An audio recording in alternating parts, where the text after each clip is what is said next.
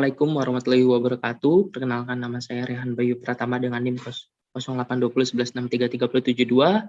Jadi di sini saya ingin melakukan wawancara kepada salah satu owner bisnis yang bergerak di bidang jasa dengan nama Bapak Agus Hekso Pramudijono. Dan gak usah berlama-lama lagi, kita langsung saja ke wawancara berikut ini. Selamat datang Bapak Agus Hekso Pramudijono. Terima kasih atas kesempatannya sudah hadir dalam wawancara pada sore hari ini. Terima kasih atas kesempatannya. Tentu kita tahu kesibukan Bapak ini juga sangat banyak, tapi Bapak telah menyempatkan waktunya sedikit untuk bisa memberikan wawasan kepada saya tentunya dan para penonton yang nantinya akan menonton video kali ini. Oke, pertama-tama mungkin bagaimana kabarnya Bapak? Baik, Mas Bayu. Nah, sehat ya? Ya, sehat selalu alhamdulillah. Semoga di masa pandemi ini selalu terjaga kondisi fisik dan mentalnya. Kita langsung saja ya Bapak ke pertanyaan yang pertama yang ingin saya sampaikan. Tentunya mungkin teman-teman juga ingin tahu lebih lanjut terkait identitas Bapak selaku pemimpin dari suatu owner yang bergerak di bidang jasa. Oh ya. Jadi keseharian saya itu sebagai pengajar ya, sebagai pengajar juga ada di salah satu kementerian. Di sana sebagai Widya Iswara. Nah, di samping itu saya ada beberapa kesibukan yang ngurusin yayasan dan membuat suatu organisasi dan perusahaan. Salah satu yang dimaksud Mas Bayu adalah perusahaan Garmen itu ya Mas ya. Gitu. Iya betul Bapak. Ya, jadi perusahaan Garmen itu kita dirikan dengan nama Heksa Hayuning Budi ya, dari nama saya, nama kakak saya dan nama saudara. Yang artinya adalah 6 perbuatan baik. Heksa itu artinya 6, nama saya Hekso dari bahasa Sanskerta. Hayuning itu adalah perbuatan, Budi itu adalah baik. Jadi 6 perbuatan baik. Yang kita harapkan dalam perusahaan ini nanti ada 6 perbuatan baik yang akan kita selalu lakukan, baik dari staf yang paling bawah sampai dengan yang pemilik ya, atau kita sendiri gitu. Kira-kira gitu Mas Bayu maksud daripada penamaan perusahaan itu sendiri gitu. Oh baik. Tadi namanya itu atas dari tiga nama saudara, atas nama Bapak sendiri, kakak, dan saudaranya. Tentu dari Ya. 3 orang tersebut kan memiliki track record. Nah, bagaimana tuh dari awalnya yang belum ada Garmen tersebut hingga sampai saat ini sudah memiliki track record yang bisa dibilang dapat bersaing dengan garmen-garmen lainnya. Ya, terima kasih Mas. Jadi gini, awalnya itu sekitar 6 tahun yang lalu. Itu adalah karena keresahan saya akibat amanah yang dibebankan ke saya dari orang tua ya, dari bapak saya. Beliau berpesan bahwa kalau nanti suatu saat kamu punya kemampuan maka hidupi 1000 anak. Nah, itu dari situlah saya berpikir bahwa saya sebagai ASN, saya sebagai PNS, mana mungkin saya bisa menghidupi 1000 orang ya dengan take home pay yang kita terima. Nah, dari situ, dari waktu luang dan waktu yang tersisa, setiap Sabtu Minggu saya berusaha untuk mencoba berbisnis, dari mulai lele, tanaman jahe, dan sampai bermacam-macam. Yang intinya adalah amanah itu pegangannya. Nah, sampai suatu ketika saya menemukan suatu garmen kecil yang membutuhkan modal. Nah, di situ saya belajar mulai dari A sampai Z, mulai dari bagaimana barang itu datang, bagaimana mencari pekerjaannya, bagaimana memotongnya, bagaimana membuat polanya, bagaimana menjahitnya, sampai dengan prosesnya itu panjang sampai akhirnya diekspor seperti itu. Tetapi dalam skala kecil. Nah, dari situ saya berpikir, oh berarti ini bisa nih buat ngidupin banyak orang nih gitu. Akhirnya saya berusaha untuk membuat sendiri, Mas. membuat sendiri, tetapi kemampuan kita terbatas. Nah, disitulah kita harus bersinergi dengan orang lain. Nah, saya cari-cari kira-kira siapa ya yang bisa berkolaborasi dengan saya, yang tentunya yang punya visi dan pandangan yang sama. Banyak orang sana yang banyak duit, tapi belum tentu visinya sama. Banyak orang sana yang punya duit, tapi belum tentu percaya sama saya. Jadi saya harus mencari orang yang percaya sama saya, dan orang yang sevisi, dan orang yang memiliki modal. Nah, itu 3 hal itu saya ramu menjadi satu. Akhirnya muncullah Pak Hayun dan Pak Budi ini bergabung menjadi satu. Itu kira-kira Mas Bayu. Wah, menarik. Tadi Bapak juga telah sampaikan kan banyak berbagai bisnis yang telah dilalui untuk memenuhi dari amanah yang sudah diberikan.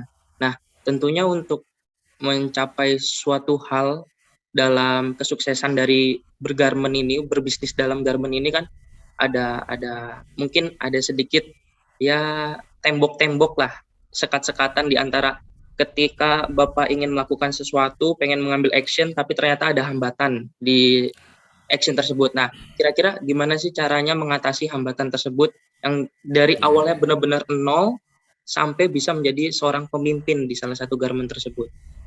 Iya, thank you Mas. Jadi kalau kita ngomong barrier atau hambatan, tantangan, ya tentunya banyak sekali. Dari kita nggak ngerti sama sekali, terus kita mau masuk dalam suatu era bisnis, ya tunggu gagalnya aja judulnya, tunggu gagalnya aja. Nah, makanya saya tadi bilang masuk dulu saya ke garmen kecil. Di situ saya belajar dari A sampai Z. Jadi kuncinya adalah satu Mas, belajar. Jadi semua yang ada di dunia itu adalah impossible. Jangan pernah bilang impossible. Semua itu possible, semua itu mungkin.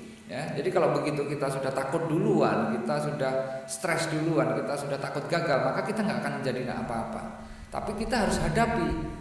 Kita harus mempunyai pikiran yang visioner. Visioner itu artinya apa ya? Memprediksi kondisi ideal bagi perusahaan, merencanakan perubahan untuk kedepannya tuh kayak apa sih. Nah, visi dan transformasi ini penting. Kemudian menginspirasi. Menginspirasi itu apa? Ya kita harus bisa menginspirasi secara konstan diri kita sendiri, keluarga kita maupun anak buah kita. Nah, kemudian ada berikutnya adalah kemampuan beradaptasi. Adaptasi ini penting banget. Saya dari ASN yang tiap harinya bekerja, ketemu sama teman-teman pajak, ketemu teman-teman bea cukai, ketemu teman-teman ASN yang lain, BKF, Ijen, terus kemudian bertemu dengan kain. Gitu lah. Ini sesuatu hal yang sangat berbeda. Bertemu dengan orang-orang yang dari pasar, yang notabene backgroundnya benar-benar berbeda. Nah, di sini kemampuan adaptasi itu sangat-sangat diperlukan. Nah, kemudian ada satu lagi. Sebelum kita berhadapan dengan barrier tadi, kita harus punya open mind. Ya, open mind itu apa? Pikiran yang terbuka. Kita sebagai pemimpin perusahaan atau pemimpin suatu organisasi yang baik, yang profit maupun non profit, itu kita bisa aja konservatif, kita skeptis, kita bisa bersikap apapun. Tapi yang jelas kita harus tunjukkan sinyal kepada pegawai bahwa kita itu punya pikiran yang terbuka. Terbuka itu artinya apa? Mendorong inovasi perubahan dalam suatu organisasi. Nggak cuma organisasi aja, bisa perusahaan, bisa rumah tangga, bisa kantor. Inovasi adalah kunci daripada tadi yang saya bilang tadi, ada adaptasi, inspirasi maupun visioner tadi. Kuncinya adalah di inovasi. Apa itu inovasi? Learning improvement, belajar terus menerus, gagal belajar lagi. Saya itu gagalnya sudah nggak bisa dihitung Mas, sudah banyak gitu loh. Tetapi nggak masalah dengan gagal. Suatu saat saya akan berhasil. Ini yang namanya visioner, menginspirasi dan mampu beradaptasi, serta kita yang terakhir kita harus progresif. Progresif itu apa? Ya melibatkan adanya perubahan, peningkatan atau mengalami kemajuan. Bagaimana itu kita harus hitung, nggak boleh cuma by feeling. Saya kayaknya bisa, tapi kita melalui jalan yang sama berkali-kali. Ya itu sama juga artinya kita akan menghadapi kegagalan lagi dan kegagalan lagi. Jadi kalau misalnya kita gagal, pesan saya sama Mas Bayu satu, Jangan takut menghadapi kegagalan, tapi cobalah lagi dengan cara yang lain. Jangan cara yang sama, gitu. Cara yang lain apa? Gunakan kreativitasmu, gunakan inovasimu. Nanti akan ketemu. Kira-kira gitu, Mas.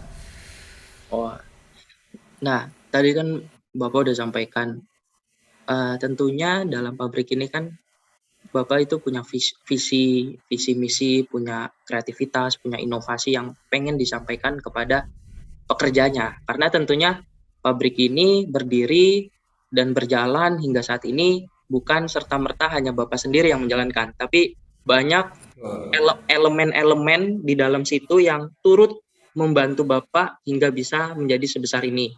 Nah, bagaimana sih cara Bapak selaku pemimpin itu bisa menyampaikan tujuan organisasi dari visi, misi, dan 6 hal baik yang ada di perusahaan tersebut? Ya, jadi kuncinya ada di dua hal yang tadi saya sampaikan. Kemampuan beradaptasi dan berpikiran terbuka. Open mind. Jadi kita sebagai pemimpin, kita sebagai owner nggak boleh memaksakan. Harus A, harus B, harus C. No. Jadi di dalam perusahaan itu, Mas, ada yang namanya, orang kan menyebutnya garment itu CMT. Cut, make, trim. C-nya itu cut, make, dan trim. Jadi dipotong, dibuat, dan di trim. Nah, orang lain bilang, oh itu maklun. Nah, orang bilang itu ini. Nggak penting dengan namanya, tetapi prosesnya mulai dari kain datang, kemudian dipotong dengan pola tertentu, dengan menggunakan mesin tertentu, dengan menggunakan ukuran tertentu, kemudian potongan itu dioper ke bagian assembling atau pembuatan, mulai badan depan, badan belakang, di join, kemudian di assembling sampai dengan output. Nah, setelah itu masuk ke lini yang berikutnya, yaitu finishing. Di finishing itu nanti dipasangin waistband, dipasangin kancing, dipasangin bartek, dan segala macam banyak. Ada 60 jenis pekerjaan di sana. Nah, kalau kita harus tahu satu persatu 60, kira-kira mampu nggak? Nah, bagaimana caranya? Kita beradaptasi. Hari pertama kita belajar satu pekerjaan, hari kedua kita belajar sampai kita paham semua, baru kita kumpulkan mereka.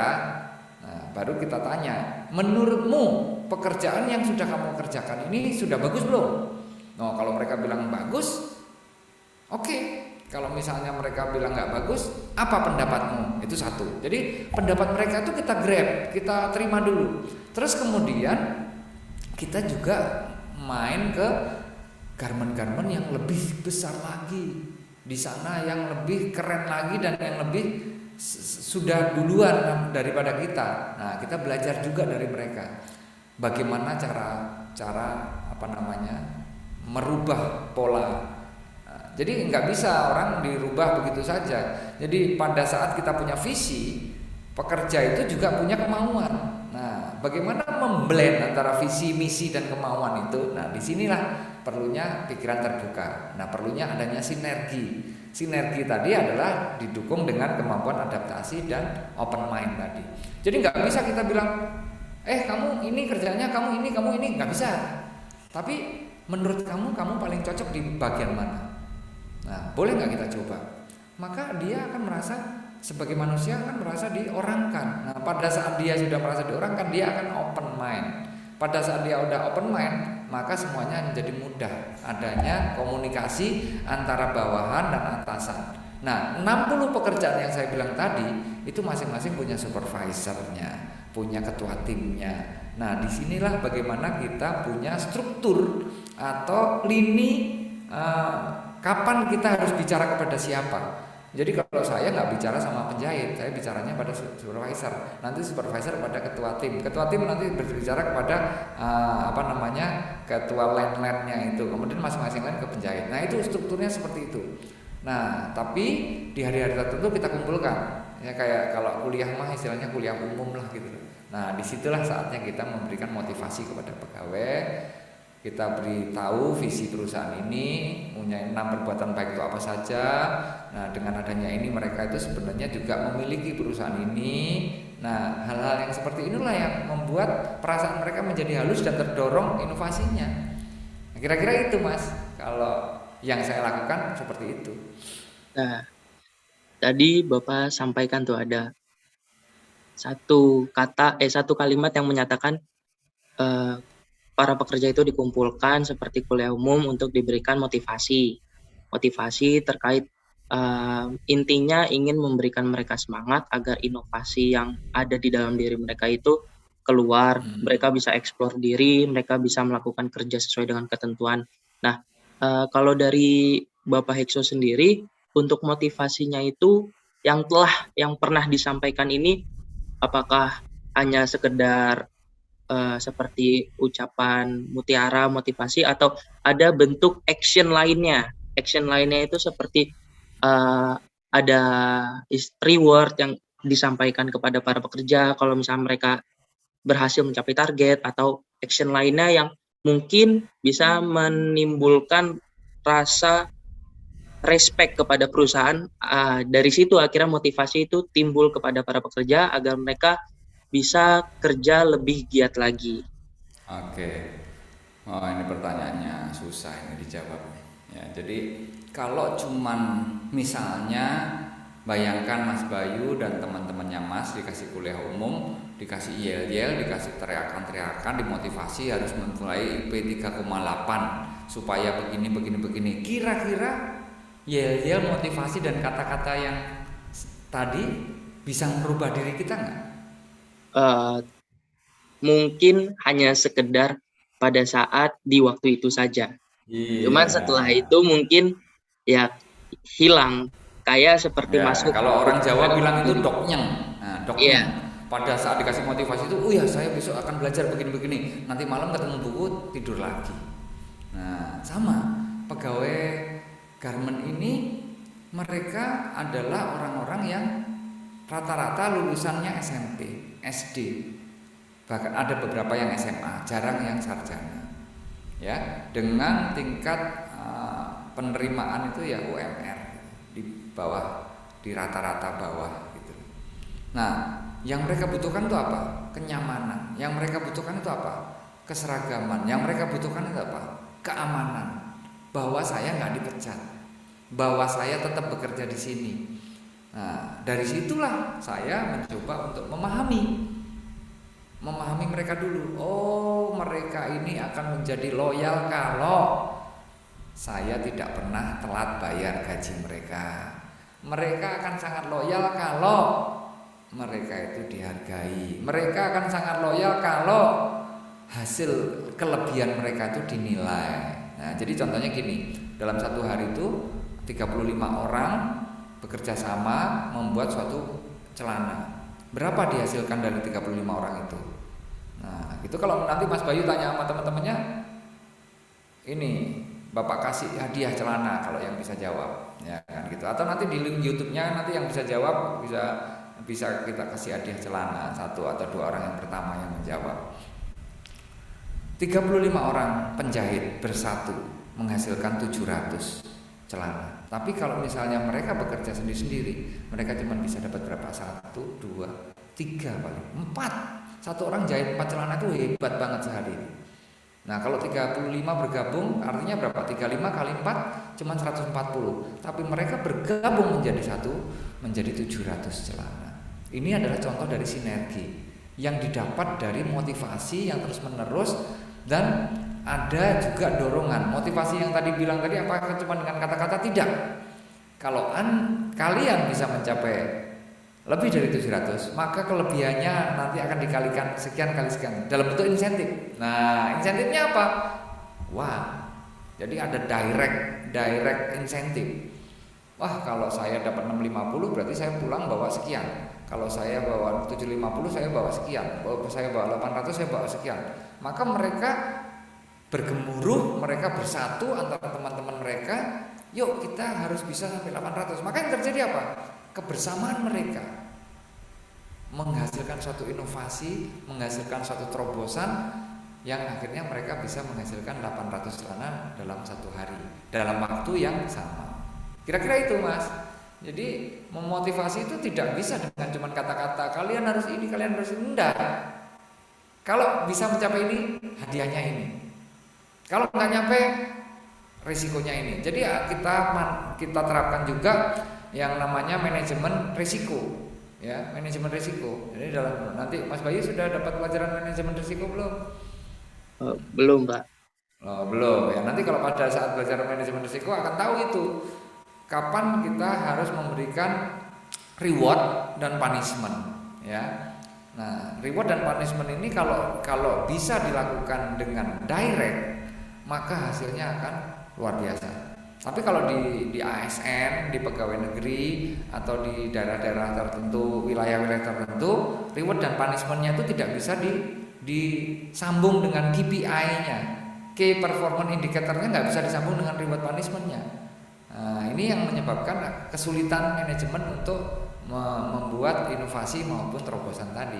Tetapi kalau yang seperti Bapak pimpin ini mudah sekali. Jadi you mau gaji sekian, hasilkan sekian. Nah, mereka tinggal yes or no gitu. Begitu mereka yes, mereka langsung sinerginya muncul dengan sendirinya. Kira-kira gitu, Mas. Wah, mantep banget ya berarti ya. Kalau bisa mencapai target berarti mereka akan mendapatkan reward berupa intensif. Tentunya Jelas. tadi kan kita sedikit mundur. Karena tadi Bapak pernah sampaikan di awal itu ketika barang datang itu masuk ke cutting, setelah cutting itu masuk ke proses penjahitan, dari proses penjahitan itu ke finishing, dengan total ada 60 alur pekerjaan yang untuk menghasilkan satu produk, baik itu pakaian maupun maksud saya pakaian, baik itu baju, celana ataupun seragam lainnya.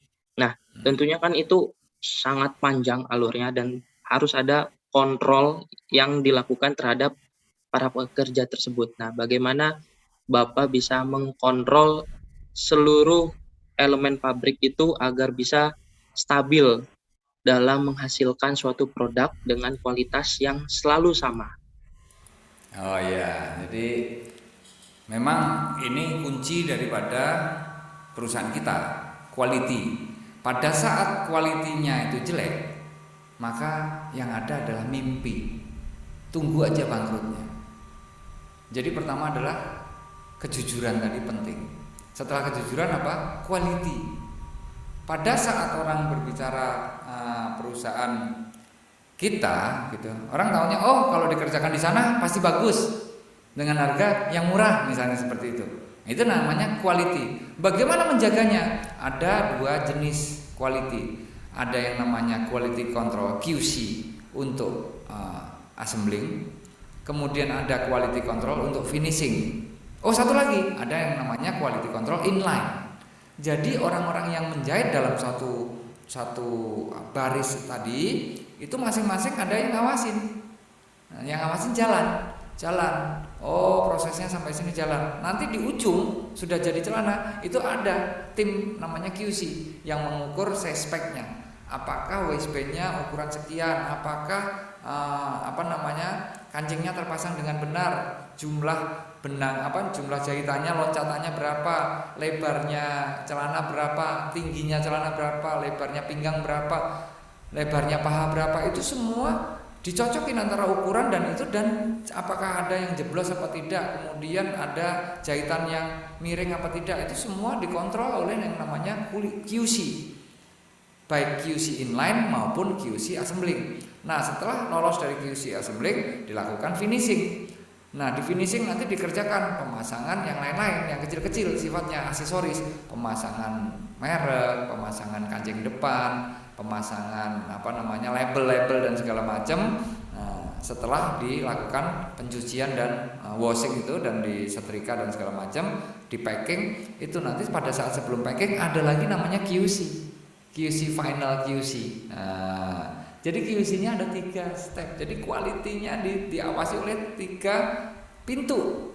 Di inline, assembling sama QC final check.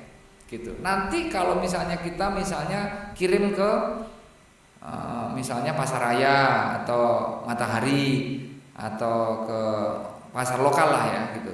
Itu nanti mereka juga punya QC. sebelum barangnya dikirim ke mereka itu nanti mereka juga menurunkan QC ke kita, ngecek yang sudah ada di box-box itu dibuka sama dia,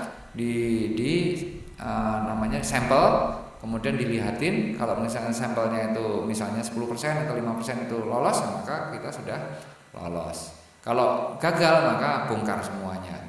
Seperti itu kira-kira Mas Bayu prosesnya. Jadi nggak sederhana sebenarnya, tapi seru. Bukan saya sendiri yang langsung turun tangan, tetapi ada orang-orang yang sudah ahli tentang QC.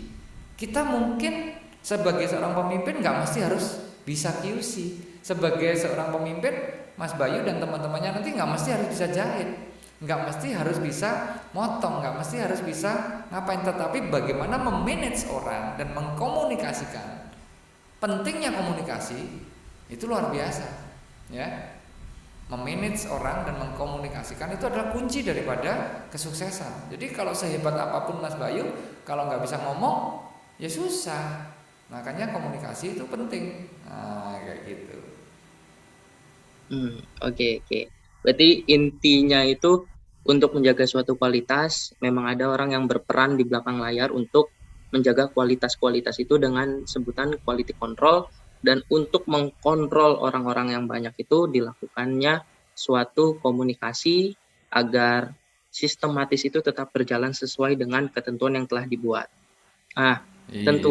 Tentunya nih kan komunikasi yang terus berjalan itu kan akan menimbulkan suatu rasa percaya terhadap pihak perusahaan. Staf-staf, para pekerja itu timbul percaya kepada pihak perusahaan bahwa perusahaan ini bisa menjamin rasa nyaman, rasa kecemasan mereka, dan intinya segala sesuatu yang mereka tidak inginkan itu bisa terjawab oleh pihak perusahaan. Lalu bagaimana sih bentuk dari perusahaan Bapak sendiri untuk bisa menjaga kepercayaan itu terus-menerus? Ya. Ini yang dimaksud kepercayaan terhadap karyawan atau kepercayaan terhadap orang luar? Ini dari karyawan percaya terhadap Bapak selaku pemilik perusahaan. Oke. Jadi kalau menjaga kepercayaan karyawan terhadap saya mudah Mas, ya. Kalau saya ngomong A ya A, B ya B. Bahaya kalau saya ngomong A besoknya jadinya B aksen. Kalian kalau berhasil mencapai target sekian akan saya tambah sekian. Itu begitu mereka berhasil, kita eksekusi. Kita praktekkan. Satu. Kedua, di dalam bisnis ini ada namanya kejujuran, ada namanya quality, dan ada namanya time, waktu. Jadi kalau misalnya Mas Bayu nanti suatu saat akan nikah gitu ya, butuh baju nikah. Tanggal nikahnya tanggal 1, baju harus selesai tanggal 25. Begitu nanti jahitnya ke saya, terus saya kirim tanggal 2 atau tanggal 3, apa yang terjadi? Bubar. Dapat nggak saya bayaran? Bukan dibayar, tapi dimaki-maki, malah dimarah-marahin saya. Nah, terus kalau saya nggak dapat bayaran, saya bisa bayarin pegawai saya nggak? Nggak bisa juga. Jadi waktu penting, timing penting. Jadi kita bayaran itu setiap tanggal sekian. Maka mulai dari 6 tahun yang lalu sampai sekarang kita belum pernah mundur 1 hari pun. Tidak pernah kurang 1 peser pun. Itu penting. Nah, itu karyawan akan percaya. Begitu nanti, oh maaf ya ini perusahaan sedang lagi agak kolaps nih, nanti kalian gajinya mundur 3 hari lagi ya, maka besok lagi sudah nggak ada yang kerja lagi. Kan tadi saya bilang pegawainya ini di level bawah, bukan level tinggi. Maka ya yang mereka percaya adalah waktu tadi, gitu. Itu untuk menjaga kepercayaan dengan pegawai. Satu itu. Kedua, terus ada komunikasi dengan pegawai secara kadang-kadang kita buka komunikasi secara one on one. One on one itu artinya apa? Saya membuka diri kepada seluruh pegawai, siapapun itu yang mau berkomunikasi sama saya, gampangnya curhat Mas. Saya buka sesi biasanya Sabtu jam sekian sampai jam sekian. Kalau mau ketemu saya berbicara pribadi itu waktunya itu. Jangan dibuka dalam 1 minggu full, nanti semua curhat, repot, kita nggak ada waktu. Jadi khusus 1 sampai 2 jam. Kalau kalian ada masalah, tunggu saya hari Sabtu. Kalau ketemu saya, kalau enggak, sampaikan aja pada manajemen yang lain atau sampaikan kepada ketua tim atau supervisornya. Seperti itu, Mas. Nah, jadi kuncinya adalah kita membuka diri, kita mau one on one, terus yang lebih penting lagi, bayaran jangan terlambat. Bonus kalau sudah menjanjikan bonus ya harus dibayarkan. Jadi bukan diberi apa ya, PHP, harapan palsu. PHP itu nama saya kan, Pak Hikso Pramudi kan gitu. Nah, ya gitu. Jadi Oke, ya ceritanya ini sangat sangat inspiratif sekali ya Pak ya, dari bagaimana awalnya terbentuknya pabrik, banyak sekali rintangan, cobaan hingga sampai terbentuknya pabrik seperti saat ini. Nah, mungkin dari Bapak sendiri punya kunci sukses. Nah, kunci sukses sebagai pemimpin itu seperti apa sih Pak? Kalau boleh tahu. ya, jadi apa namanya? Ini pertanyaan manajerial sekali ini ya. Jadi kalau Sebenarnya kita berbicara, ya, Sebenarnya tadi Bapak sudah sampaikan sih, ya ya, harus ya berani makanya mencoba, harus belajar, betul, betul. harus berani mencoba sesuatu yang kalau itu udah gagal, kita harus mencari cara lain untuk bisa mencapai situ. Betul. Tapi mungkin Itu. dari Bapak sendiri ada kunci yang lain gitu mungkin? Oh ya, jadi gini. Intinya gini. Dari semua itu ada satu hal yang menjadi patokan saya. Catokannya apa? Kita hidupnya cuma sekali, Mas. Ya. Jadilah manusia yang bermanfaat bagi orang lain. Itu dulu kuncinya.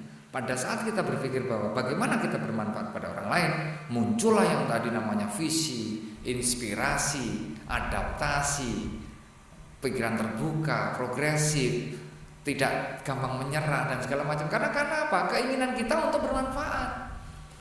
Pada saat kita ingin bermanfaat, kita melihat, yuk kita kecilkan skopnya.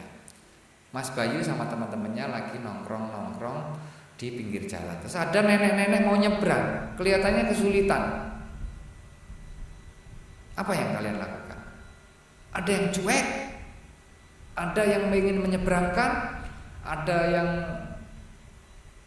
ngeledek, iya kan? Nah, kalau kita pengen jadi yang bermanfaat, kira-kira apa yang kita lakukan? Ganti nih Bapak yang nanya nih. Menolong nenek tersebut untuk menyeberangi jalan. Iya, walaupun itu nenek-nenek nanti diledekin temen, wah Bayu mainannya sama nenek-nenek, misalnya kayak gitu. It's okay, itu kan nggak enak, tapi kita bermanfaat terhadap nenek-nenek itu.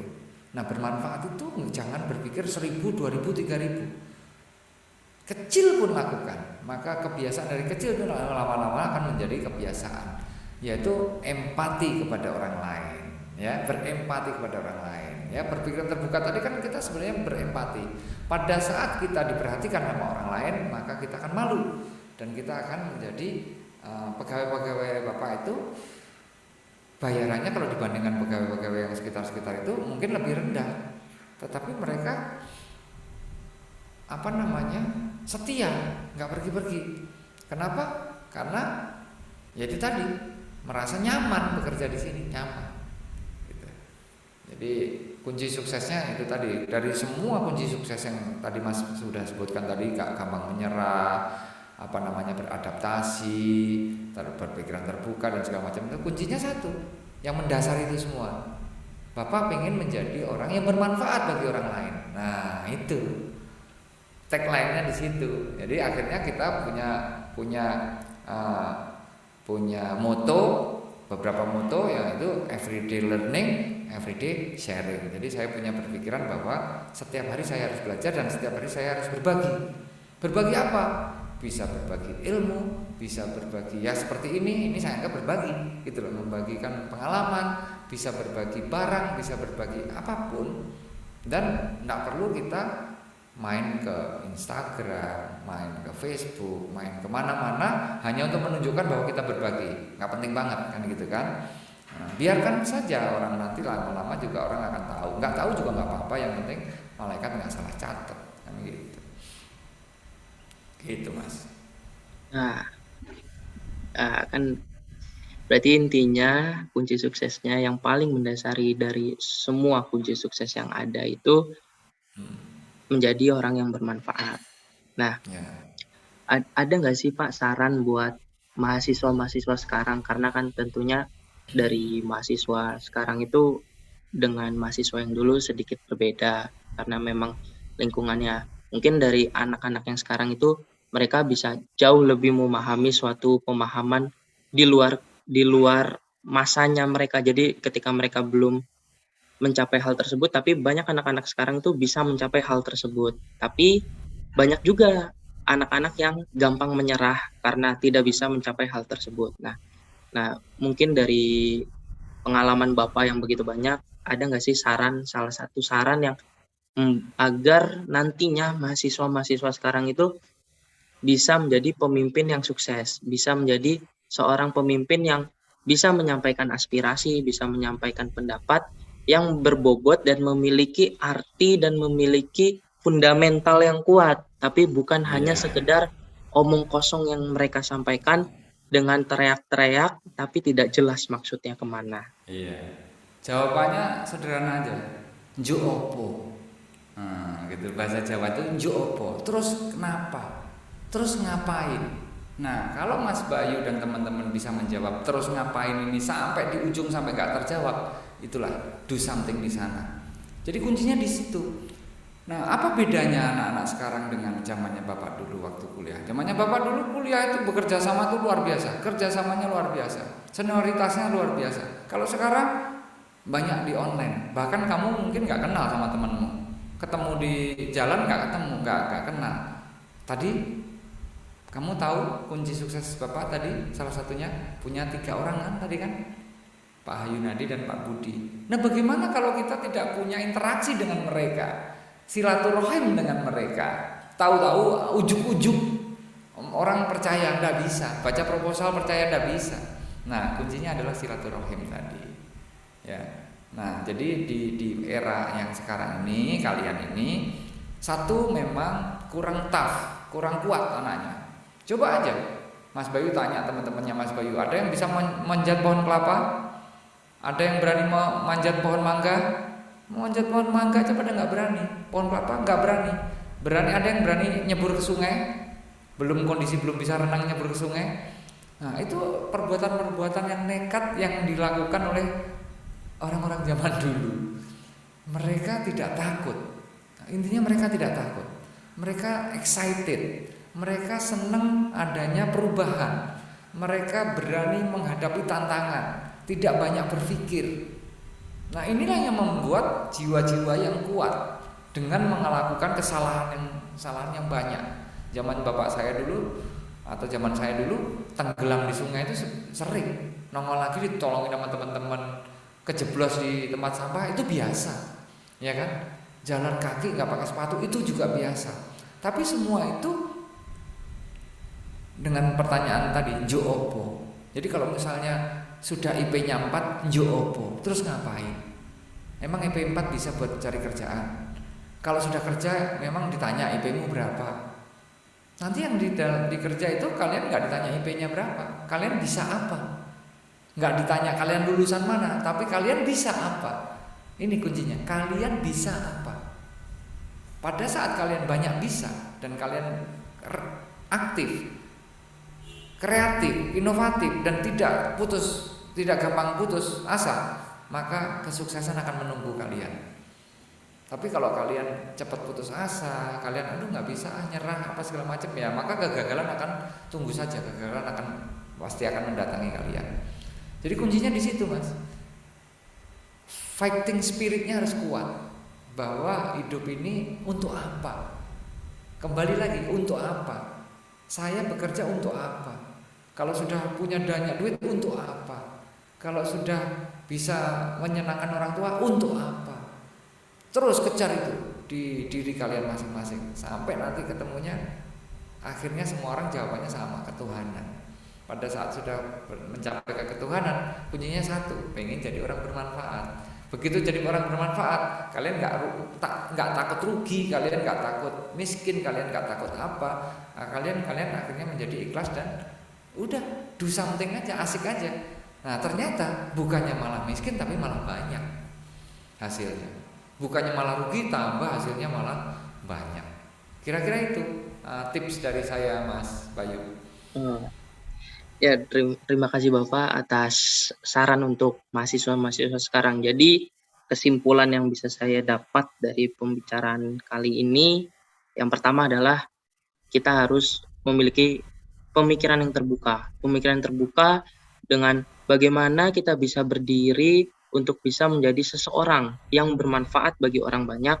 Tentunya untuk bisa menjadi orang yang bermanfaat ini tidak harus berdiri sendiri, tapi kita bisa mengajak seseorang untuk membantu kita dalam merealisasikan mimpi yang ingin disampaikan tersebut. Dan tentunya untuk mencapai mimpi tersebut harus diperlukan fighting spirit agar bisa jatuh bangkit sampai kita stabil di posisi yang bisa dikatakan itu adalah titik terbaik kita, titik prime kita untuk bisa mencapai itu semua.